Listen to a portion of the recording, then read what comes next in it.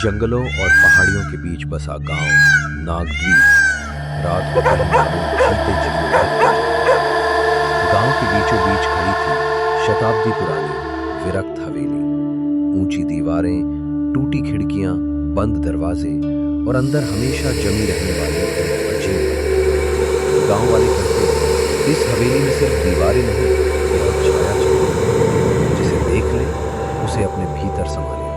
कई पहुंचे हुए सिद्ध महात्मा इस हवेली का रहस्य सुलझाने लगे, पर अगले सुबह हवेली के बाहर अचेत अवस्था या मृत अवस्था में पाए जाते। एक दिन शहर की लड़की जया अपनी दादी से मिलने गाँव आई।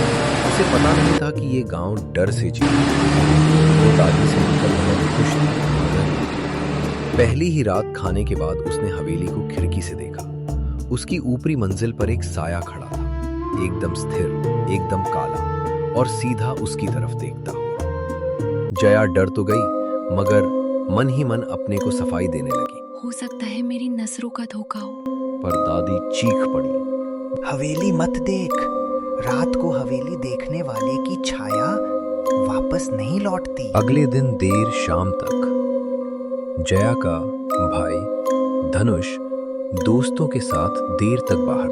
घर लौटते समय उन्हें लगा जैसे हवेली के अंदर कोई घूम रहा। धनुष ने मजाक में, चलो अंदर देखते हैं। दोस्त डर गए, पर वो आगे बढ़ गया। जैसे ही उसने हवेली का मुख्य दरवाजा छुआ, अंदर से धीमे धीमे कदमों की आहट आई और दरवाजा स्वतः खुला, लेकिन कोई दिखाई नहीं दिया। अचानक ऊपरी मंजिल पर एक लंबा टेढ़ा काला साया दिखाई दिया। साया नीचे की तरफ झुकने लगा, जैसे उसे सूंघ रहा हो, देख रहा हो, नाप रहा हो। धनुष पीछे हट गया, पर तब तक देर हो चुकी थी।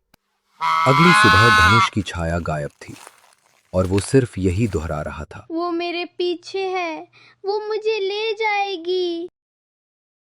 उस रात जया और सभी लोग आग के पास बैठकर देर तक जागते रहे। धनुष अब भी परेशान और डरा हुआ था। दादाजी उसे सोने के लिए ले गए।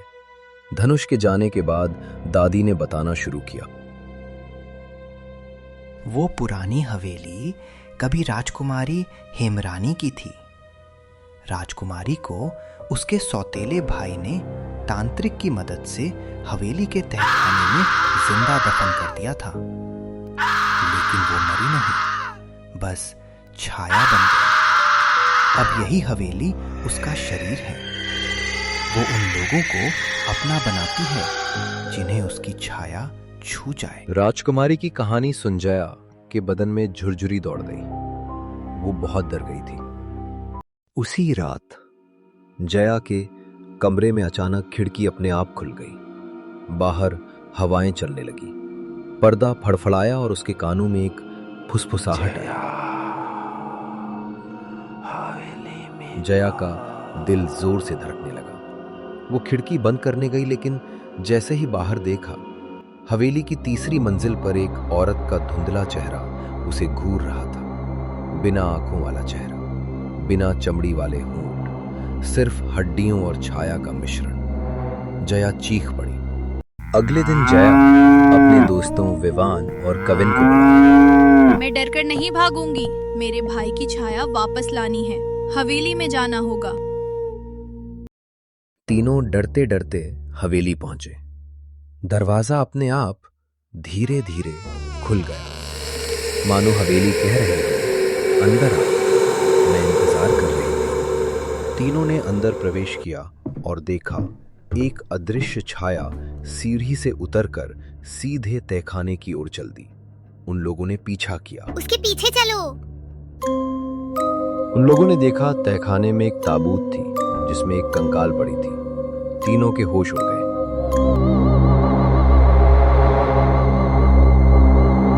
तीनों दौड़कर भागे। वो नर कंकाल उसका पीछा करने लगा। आगे आगे तीनों बच्चे और पीछे वो कंकाल।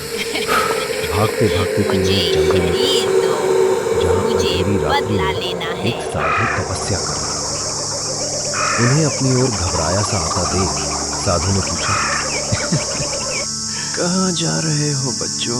कहीं तुम सब हवेली तो नहीं गए थे? जया ने साधु को सारी बातें बताई। सब कुछ सुनने के बाद साधु ने उन्हें अपने मंत्र से भयमुक्त किया तथा धनुष की छाया वापस लाने और राजकुमारी की आत्मा को मुक्त करने की विधि बताई। वो रात बड़ी भयावह थी। चारों तरफ सन्नाटा था।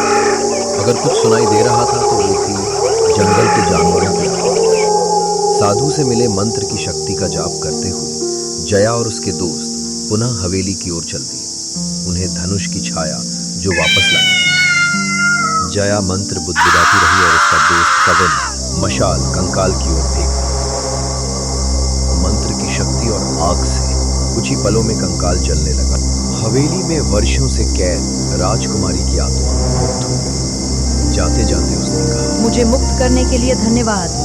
मैं धनुष की छाया को मुक्त कर रही हूँ। राजकुमारी के मुक्त होते ही पूरा हवेली आग की लपटों में गिर गया तथा जया और उसके दोस्तों का कुछ पता न चला। जब सवेरा हुआ, जय दीदी उठो। उठो मेरी बच्ची, जय उठो। दीदी। दादी आप। ओह धनुष, तुम ठीक हो? धनुष की छाया वापस आ गई थी। सब बहुत खुश थे और जोर जोर से हंसने लगे। और इस प्रकार एक आत्मा को छू लेने वाली रूहानी कहानी का अंत हुआ।